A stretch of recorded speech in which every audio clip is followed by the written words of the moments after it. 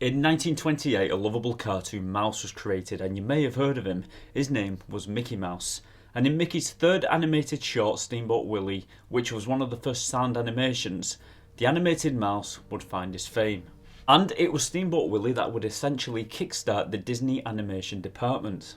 In 1937, Walt Disney released Snow White and the Seven Dwarfs, and it was met with unbelievable praise and became a massive hit for Walt Disney, and his dream to move into animated movies became a reality.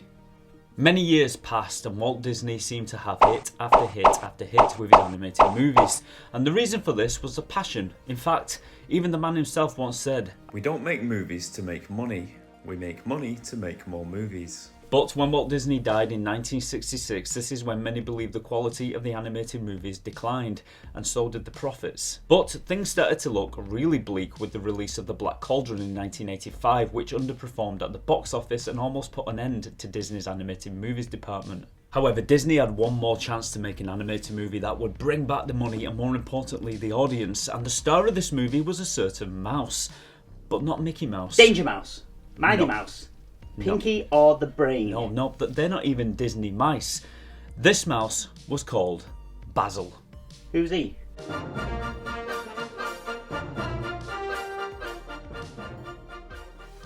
The Great Mouse Detective, or Basil the Great Mouse Detective as I knew it as a kid, was released in 1986. The movie takes place in 1897 and tells a story of a young mouse named Olivia Flanghagen. Whatever. Who is desperately seeking out the renowned Basil of Baker Street, the Great Mouse Detective, after her father, Mr. Flavisham, is attacked in his toy shop and kidnapped by a peg-legged bat named Fidget, as Olivia hides in a cupboard. Whilst trying to find Baker Street, the young Olivia becomes lost and is discovered by a friendly mouse named Dawson, who at once helps the young Olivia find this Basil. Once they find Basil's residence, they are invited in by Basil's housemaid, who makes Olivia some delicious muffins as they wait for the Great Mouse Detective to arrive. And it isn't long before Basil comes bursting through the door, and it's at this point that we discover that Basil is a total eccentric madman, but an absolute genius who is totally obsessed with solving a crime he is currently working on, and he basically dismisses Dawson and Olivia. That is until Olivia mentions the peg-legged bat. Did you say bat? Yes. Did he have a crippled wing? I don't know, but he had a peg leg. Ha! At once, Basil takes a keen interest due to the fact that he believes the description of the bat is none other than a henchman to the great villainous mastermind, the evil Professor Rattigan, Basil's arch nemesis. And with that, Basil agrees to help Olivia, and Dawson comes along for the ride as they investigate the toymaker's kidnapping, discovering along the way that Rattigan is plotting something truly despicable. Now, I have loved this movie ever since being a child, and I still enjoy it to this very day.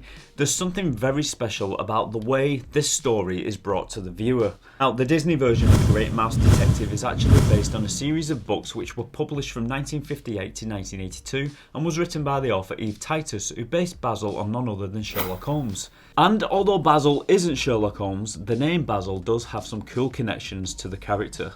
Let me explain. Hey, it's okay, buddy, I got this one. This is Basil from the movie. Basil is based from the Eve Titus books.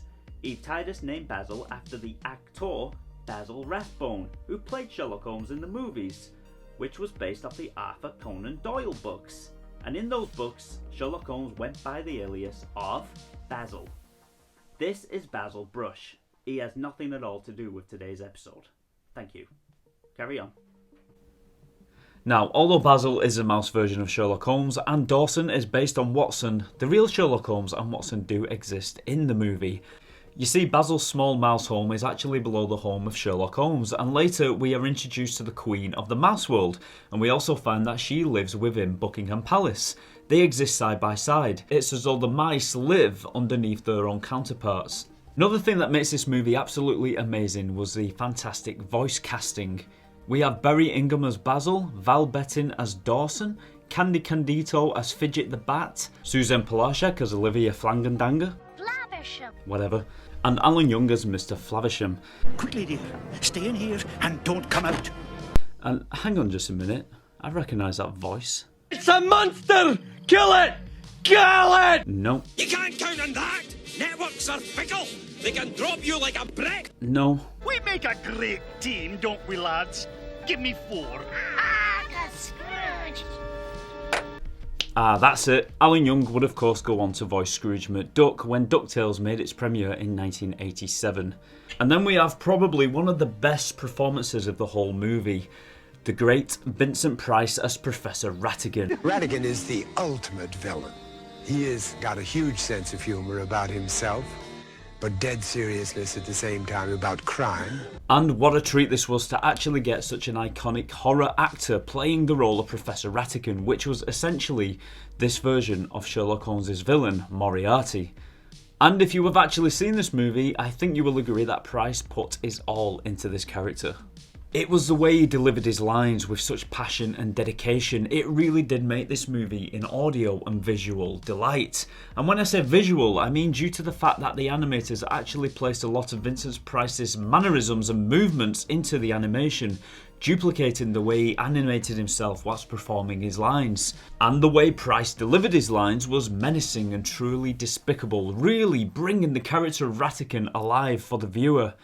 And I think that Rattigan is probably one of Disney's most underrated villains. He really is. For example, he actually murders one of his own henchmen named Bartholomew for accidentally calling him a rat, which is something he hates. So during a musical number, he kicks out the small mouse henchman named Bartholomew, who is quite drunk, and calls upon his cat named Felicia, who comes along and eats Bartholomew. And that's it. He's done for. Bartholomew is dead. We never see him again.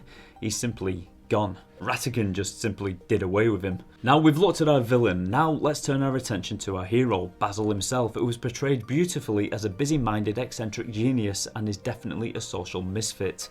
When we first meet Basil, we quickly learn that he is very wrapped up in a case, and even though Watson and Olivia Flangadangan, Flavisham.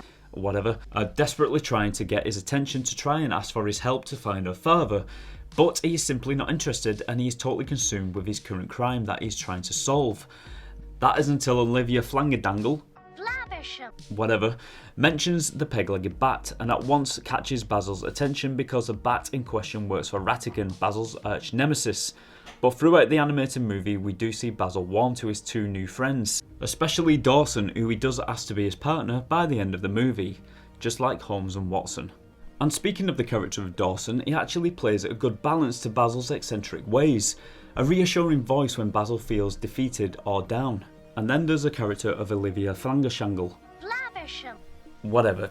She is a truly adorable character and animated in the most perfect way, just like the rest of the characters, but I think what really makes this character stand out is her voice. The voice actor really does a perfect job at bringing this character to life, and her voice is an absolute pleasure to listen to, and for some reason I especially like it when she pronounces Toby's name, the helpful dog companion.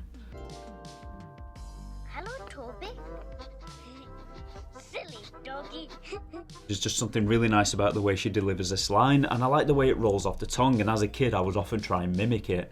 I still do. Toby, sit. Sit, Toby. And then there's the animation. It is such a beautifully animated movie to watch and it is drawn perfectly, and somehow it makes you believe that you are actually in the scene. Now, I'm not quite sure how to explain how this movie actually makes me feel. Of course, there is a lot of nostalgia, but it's not all down to that.